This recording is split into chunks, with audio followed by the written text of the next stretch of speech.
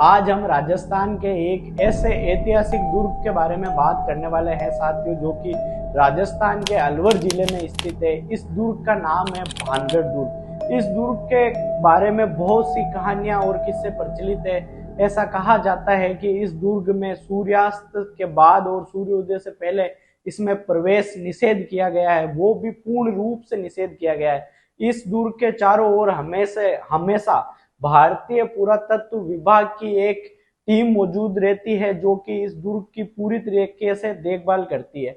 इस दुर्ग का निर्माण मानसिंह प्रथम के छोटे भाई माधो सिंह प्रथम ने करवाया था। यह दुर्ग बहुत ही दुर्गम पहाड़ियों के बीच में बसा हुआ है। इस दुर्ग के बारे में बहुत से कहानियां और किस्से प्रचलित है, जो कि राजस्थान के लोगों में एक डर का भाव उत्पन्न करते हैं। ऐसा माना जाता है कि यह दुर्ग बहुत ही विशाल भूतों और डरावनी आत्माओं की चपेट में है। ऐसा कहा जाता है कि एक समय पे यहाँ पर एक साधु जिनका नाम था बालूनाथ, वो तपस्या कर रहे थे। जब इस दुर्ग का निर्माण माधो सिंह कर रहे थे, उस समय बालूनाथ ने कहा था कि अगर आप इस दुर्ग का निर्माण तो कर रहे हो, लेकिन इस दुर्ग की छाया मेरे तपस्या करते समय मेरे ऊपर आई तो ये मेरी तपस्या में विघ्न उत्पन्न करेगा। लेकिन माधो सिंह ने उस समय साधु की बात को अनसुना करा और बाद में जब दुर्ग का निर्माण पूर्ण हुआ तो उस समय ही ये छांव साधु के ऊपर पड़ने लगी और साधु ने क्या करा, उस दुर्ग को श्रापित कर दिया और कहा कि कुछ समय बाद ही ये दुर्ग खंडरों में तब्दील हो जाएगा। इस दुर्ग में रात के समय भूतों का साया होगा, यहाँ पर बहुत सारी डरावनी आत्माओं का वास होगा। और अगर हम इसकी दूसरी कहानी की बात करें, दूसरी कहानी है एक राजकुमारी के बारे में, जिस राजकुमारी का नाम था रत्नावती।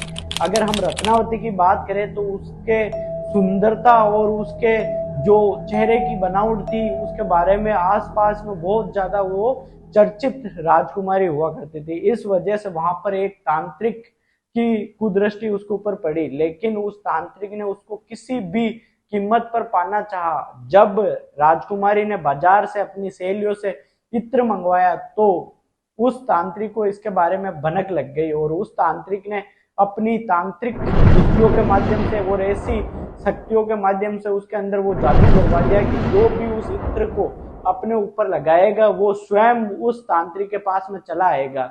लेकिन इसकी भनक राजकुमारी को पहले ही लग गई थी। राजकुमारी ने क्या करा, राजकुमारी ने उसको एक चट्टान के ऊपर फिकवा दिया और उस चट्टान के ऊपर जैसे ही उस इत्र को डाला गया तो चट्टान उठकर चली गई और उस तांत्रिक के ऊपर जा गिरी।